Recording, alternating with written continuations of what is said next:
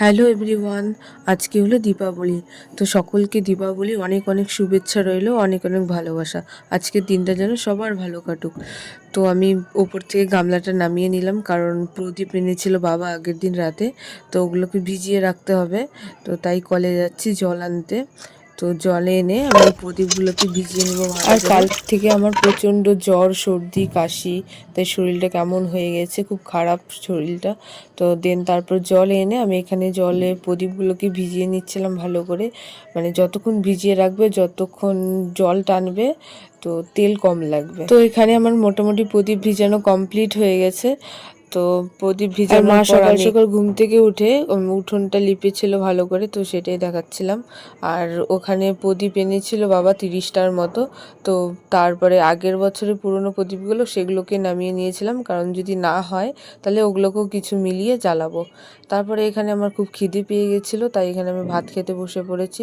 তো মা আজকে এখানে পুঁই শাক আলু দিয়ে তরকারি করেছিল, তো এখন সেটা দিয়ে ভাত খেয়ে নিলাম। এটাও খুব পেয়েছিল, কিন্তু ভাত আর খেতে পারছিলাম না, কিন্তু তবুও আমাকে ওষুধ খেতে হবে, তাই ভাতটাকে খেতেই হবে। তো কোনোরকম কষ্ট করে ভাতটাকে খেয়ে নিয়েছি। তো এখানে আমাদের এখানে জুতোর গাড়ি আসছিল, সেখান থেকে আমি এই দুটো জুতা নিয়েছি। আর রাতে যেহেতু প্রদীপ জ্বালাবো, তাই ভাবলাম উঠোনটা খালি খালি লাগছিল। তো উঠোনের মাঝখানে একটা ফুল আঁকিয়ে নিয়েছিলাম, সেটাকে খড়ি মাটিতে ভালো করে ডিজাইন করে নিয়েছি। তো অনেক জায়গায় দিয়েছি, গেটের দুপাশে দিয়েছিলাম, ঠাকুরের সামনে দিয়েছিলাম।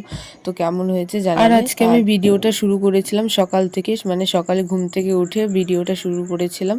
তো এখন দুপুর হয়ে গেছে, তো দুপুরে খাওয়া দাওয়াটাও করে নিলাম, কারণ খুব খিদে পেয়ে গিয়েছিল। তখন আর কন্টিনিউ করিনি, কারণ শরীর খুব খারাপ লাগছিল। তো বিকেলের দিকে একটু ঘুমিয়েছিলাম।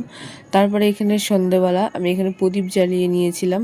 আর আমাদের এখানে প্রত্যেকবার রাস্তাটা পুরো ভরে প্রদীপ জ্বালানো হয়, আর খুবই সুন্দর লাগে দেখতে। তো তোমরা সব জায়গায় এক এক করে প্রদীপ জ্বালিয়ে নিলাম, ঘরের চারপাশে পুরো কোনো জায়গায় অন্ধকার রাখিনি, সব জায়গায় একটা একটা করে দিয়ে দিয়েছিলাম।